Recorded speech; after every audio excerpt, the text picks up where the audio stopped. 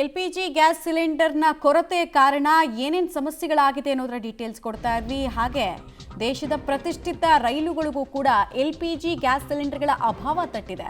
ರೈಲುಗಳಿಗೆ ಆಹಾರ ಪೂರೈಸುವ ಕ್ಯಾಂಟೀನ್ಗಳಲ್ಲಿ ಗ್ಯಾಸ್ ಪ್ರಾಬ್ಲಮ್ ಕಾಣಿಸ್ತಾ ಇದೆ. ವಂದೇ ಭಾರತ್, ಸಂಪರ್ಕ ಕ್ರಾಂತಿ, ಹಮ್ಸಫರ್ ಸೇರಿ ಪ್ರಮುಖ ರೈಲುಗಳಲ್ಲಿ ಫುಡ್ ಆರ್ಡರ್ ತೆಗೆದುಕೊಳ್ಳೋದನ್ನ ಬಹಳ ಯೋಚನೆ ಮಾಡಿ ತಗೊಳ್ಬೇಕಾದ ಪರಿಸ್ಥಿತಿ ಇದೆ. ಯಾಕಂದರೆ ರೈಲ್ವೆ ಕ್ಯಾಂಟೀನ್ಗಳಲ್ಲಿ ದೋಸೆ, ವಡೆ ಇರಬಹುದು ಅಥವಾ ಟೈಮ್ ಕನ್ಸ್ಯೂಮಿಂಗ್, ಗ್ಯಾಸ್ ಕನ್ಸ್ಯೂಮಿಂಗ್ ಪ್ರಾಡಕ್ಟ್ಗಳನ್ನು ನಿಲ್ಲಿಸಿದ್ದಾರೆ. ಇಲ್ಲೂ ಕೂಡ ವೆಂಡರ್ಸ್ಗೆ ಎಲ್‌ಪಿಜಿ ಗ್ಯಾಸ್ ಸಿಲಿಂಡರ್ಗಳು ಸಿಗ್ತಾ ಇಲ್ಲ. ಹೀಗಾಗಿ ಫುಡ್ ಮೆನುವಿನಲ್ಲಿ ಭಾರಿ ವ್ಯತ್ಯಾಸಗಳನ್ನು ಮಾಡ್ಕೊಳ್ತಾ ಇದ್ದಾರೆ. ಲಾಂಗ್ ಡಿಸ್ಟೆನ್ಸ್ ಜರ್ನಿ ಮಾಡೋರಿಗೆ ಈ ವಂದೇ ಭಾರತ್ಗೆಲ್ಲ ಯಾಕೆ ಹೋಗ್ತಾರೆ ಅಂದರೆ ತುಂಬ ಕ್ವಾಲಿಟಿ ಫುಡ್ಡನ್ನು ಕೊಡ್ತಾರೆ.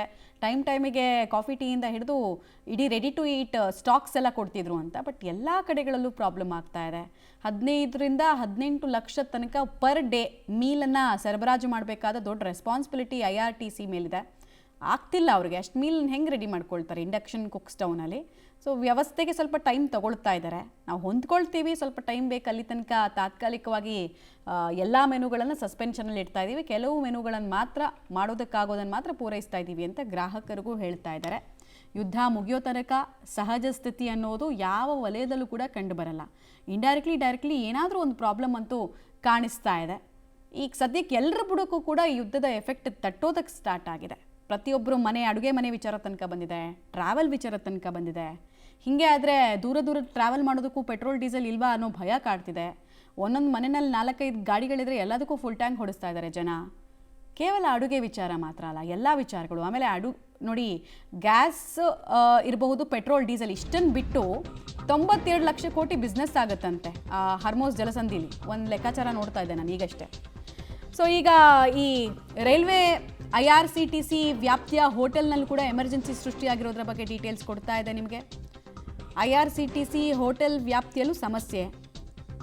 ರೈಲ್ವೆ ಡಿಪಾರ್ಟ್ಮೆಂಟ್ ಅಂಡರಲ್ಲಿ ಬರುತ್ತೆ ಅನ್ನೋ ಕಾರಣಕ್ಕೆ ಇಲ್ಲಿಗೇನು ಯಾರೂ ಗ್ಯಾಸನ್ನು ಎಕ್ಸ್ಟ್ರಾ ಪೂರೈಸಲ್ಲ ಅಥವಾ ಇಲ್ಲೇನು ಎಕ್ಸ್ಟ್ರಾ ಕನ್ಸರ್ನನ್ನು ತೋರಿಸಲ್ಲ.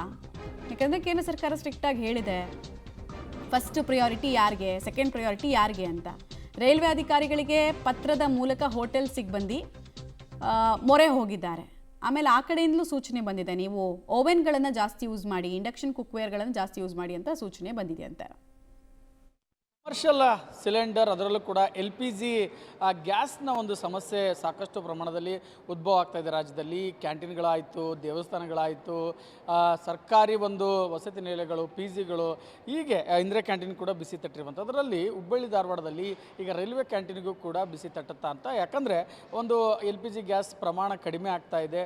ಇಲ್ಲಿ ಏನು ದೇಶದ ಪ್ರತಿಷ್ಠಿತ ರೈಲುಗಳು ಸಂಚಾರ ಮಾಡ್ತವೆ, ಅದಕ್ಕೇನು ಫುಡ್ ಕೊಡಬೇಕು, ಅದಕ್ಕೂ ಕೂಡ ಇಲ್ಲೊಂದು ಕಡೆ ಅಭಾವ ಬೀರುತ್ತಾ ಅನ್ನೋದು. ಸೊ ಈ ಬಗ್ಗೆ ಮಾತನಾಡಲು ಗ್ಯಾಸ್ ಪೂರೈಕೆ ಮಾಡುವಂಥವ್ರು ಇದ್ದಾರೆ. ಸರ್, ಎಷ್ಟು ಗ್ಯಾಸ್ ಇದ್ದಾವೆ ಮತ್ತು ಎಷ್ಟು ಸಮಸ್ಯೆ ಆಗ್ಬೋದು ಅಂತ?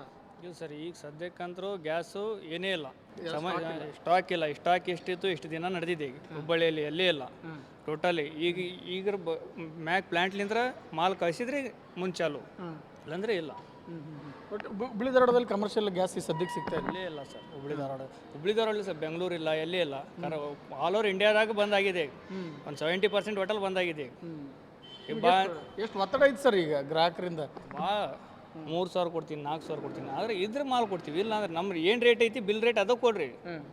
ಮ್ಯಾಗ ಗೌರ್ಮೆಂಟ್ಲಿಂದ ಬಂದ್ರೆ ನಾವು ಕೊಡ್ತೀವಿ. ಆ ರೇಟ್ ಬರಾಕ್ ಕುಂತಿಲ್ಲ, ನಾವು ಕೊಡಂಗಿಲ್ಲ.